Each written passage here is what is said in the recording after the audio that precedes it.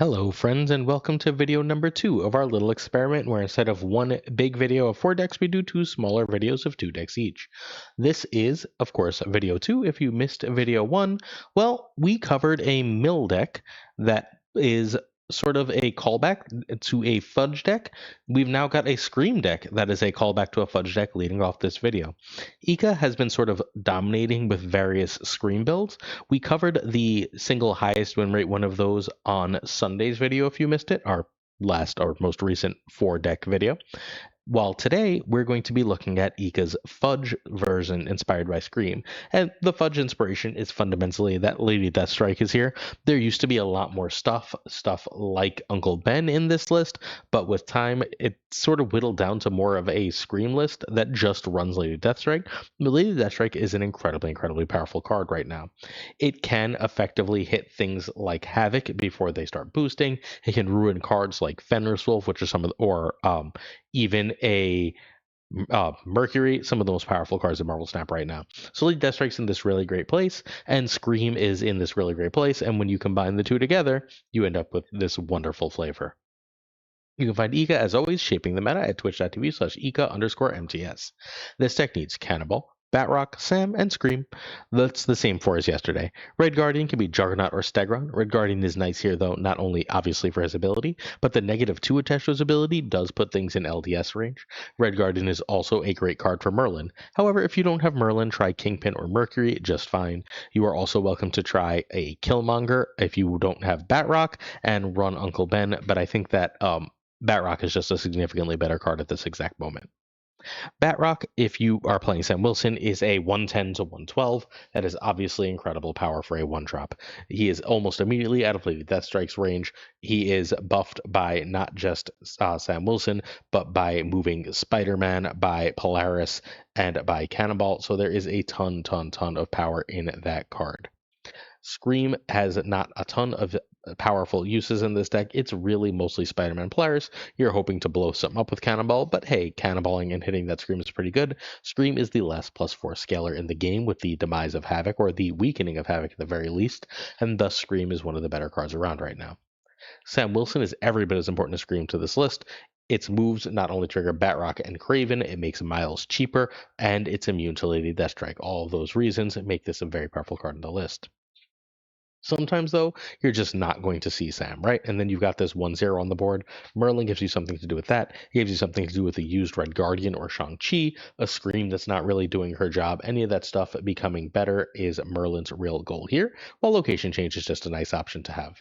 You really don't want to see the +2 when a card moves to a location Kunlun, right? Spider-Man is just a way to trigger both the Miles Kraven portion of the deck and the Scream portion, so obviously he's there as a 2-4.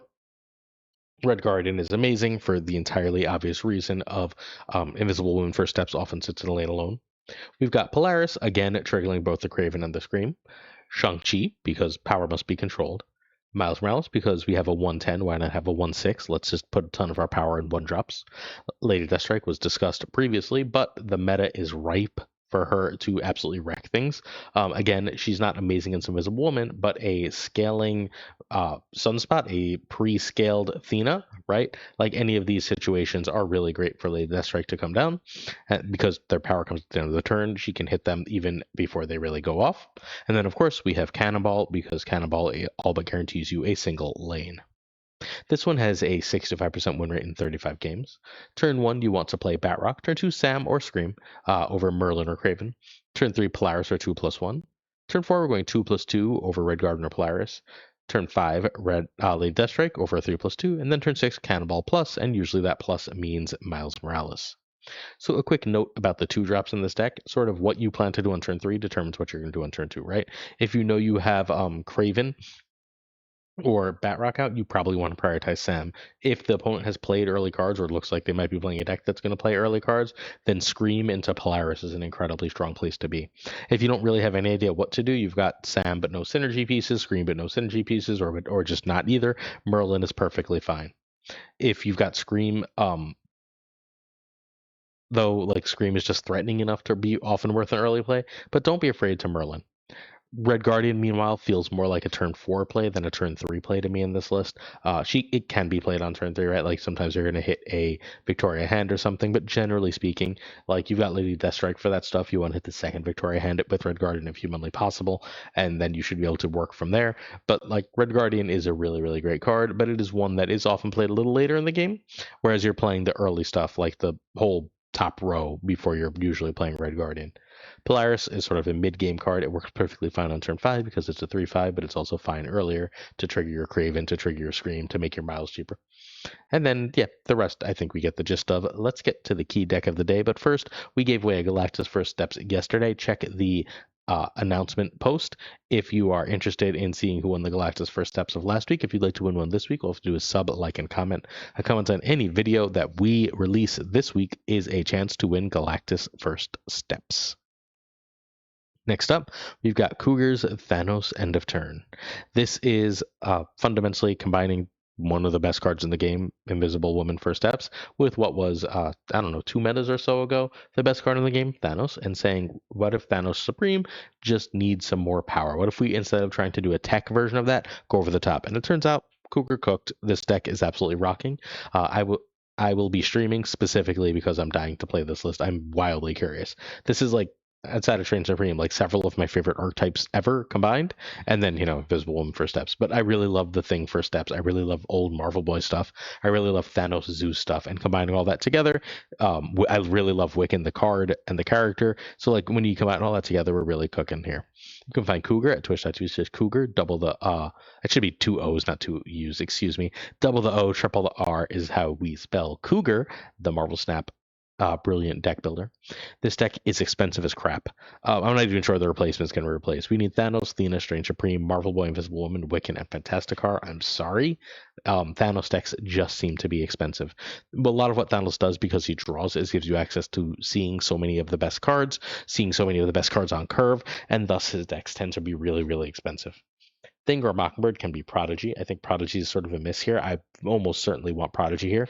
I'm not sure if I want Havoc or not, but I think I'm interested in him if I don't own Torch, and I think Cosmo is decent anytime you're running Strange Supreme. Meanwhile, Surge can be Psylocke or Hydra Bob. Surge actually seems like fine here, but not terribly important. There's some argument for Mr. Fantastic First Steps over Torch or Fastos in that spot as well. Athena is here as one of your end-of-turn scalers. It benefits from both Fantasticar and Invisible Woman, and thus it's here in the list. Strange Supreme also actually surprisingly benefits from both Fantasticar and Invisible Woman. There's almost always an extra rock to eat. Be a little careful with that. Obviously, there's some locations where that can be a problem, and you're going to have to plan for that extra eat. But hey, making Strange Supreme even more of a lane winner seems pretty damn good. Surge can give you free stones. That's kind of why she's here. Free stones earlier Wiccan is nice to have. When you run Strange Supreme, you tend to want Sam Wilson because having access to that shield is pretty good. That's a little counter synergy with Mockingbird with Strange Supreme, but you always run them together because if you don't see Strange Supreme, you have a free 9, and if you do see Strange Supreme, you have a 2 like 12. Sam goes with both of those, brings them together, and can help you fill locations for Torch and the Thing. Perhaps we don't want Strange Supreme. I don't know.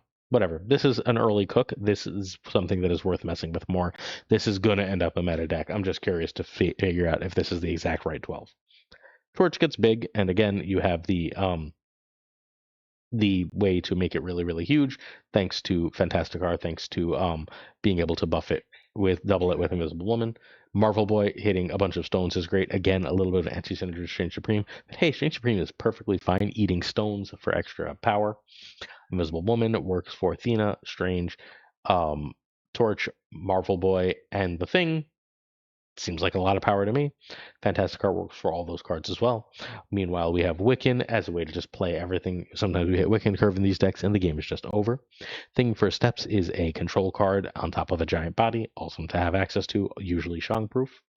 Mockingbird is genuinely stellar, super cheap power. Again, I'm not totally sold on the Strange portion of this.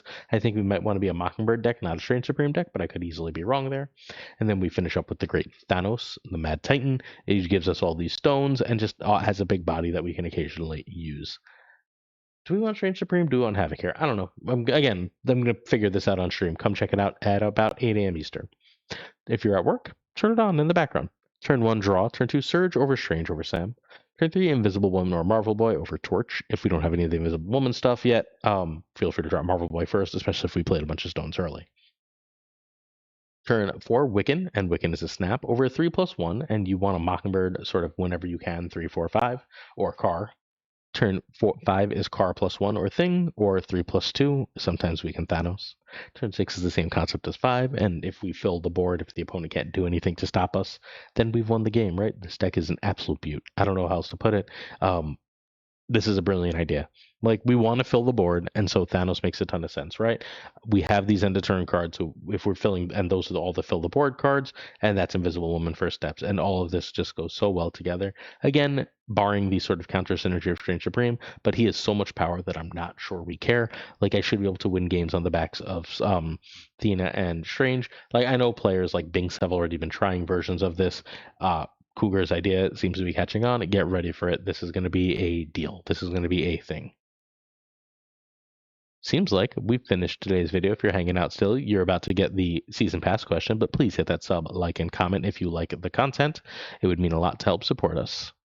In addition, I should be streaming at twitch.tv/PulseGlazer.